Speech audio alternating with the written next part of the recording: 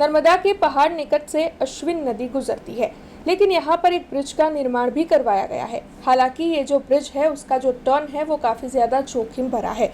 ऐसे में यहाँ के लोगों की ओर से यहाँ पर एक संरक्षण दीवार बनवाने की मांग साझा की जा रही है। हालांकि अभी तक यहाँ पर दीवार बनाई नहीं गई है। तब आपको बता दें कि कल यहाँ पर एक हादसा हो गया था।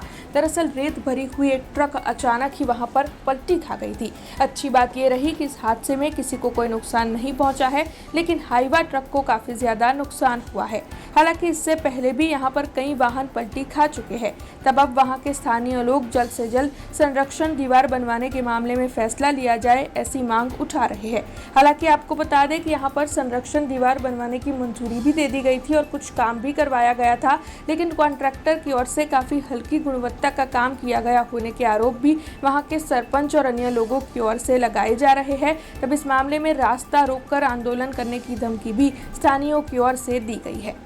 नमस्कार मित्रों, हाल आपने ज्યાં ઊભા છે એ પહાડ પુલ અશ્વિન નદીના પુલના વળાંક પાસે બ્રિજ ઉપર ઊભા છે અને જ્યાં આપણે જોઈ શકીએ છીએ તેમ એક ગાડીનું ફરી એક્સિડન્ટ થયું છે। આ જગ્યા એક એવી જગ્યા છે જ્યાં અઠવાડિયામાં એકાદ બે ગાડીના એક્સિડન્ટ થાય છે। મહિનામાં લગભગ આ 5મું કે 6થું એક્સિડન્ટ છે।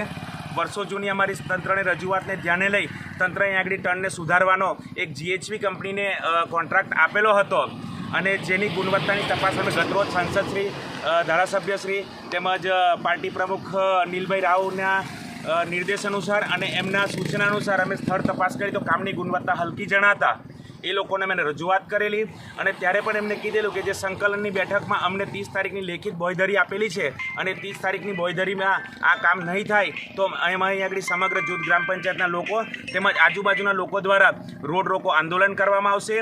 આ કંપનીને લોકોના જીવની કોઈ પડેલી નથી। આ કંપની લોકોના જીવ સાથે, લોકોની જાહેર મિલકત સાથે ખેલવાડ કરે છે અને કોઈપણ પ્રકારના કામમાં ધ્યાન આપતી નથી ને જે પણ કામ કરે છે ગુણવત્તા વગરનું કરે છે અને અહીંયા 30 તારીખની મર્યાદા આપેલી લેખિત બાંયધરી આપેલી હોવા છતાં અમારી વારંવાર લેખિત તેમજ મૌખિક રજૂઆત કરવા છતાં પણ આજ સુધી કોઈ પણ કામ કરવામાં આવેલ નથી। તો અમને ફરી સરકારશ્રીને તેમજ સર્વને મારા હૃદયપૂર્વક રજૂઆત કરું છું કે તાત્કાલિક ધોરણે આ ટર્નને સુધારવાનું કામ જે કંપનીને આપેલું છે અને જો એ કંપની કામ કરવામાં નિષ્ફળ જાય તો તાત્કાલિક ધોરણે એની પર કાયદેસરના પગલાં લેવામાં આવે અને એના પર એ કંપની ના કરી શકતી હોય તો આ કામ બીજા કોઈ કંપનીને આપીને તાત્કાલિક ધોરણે આનું ધ્યાન આપી તંત્રને આનું તાત્કાલિક કામ કરવામાં આવે જેથી લોકોના જતા જીવ અને જાહેર માલને થતું નુકસાન અટકી શકે।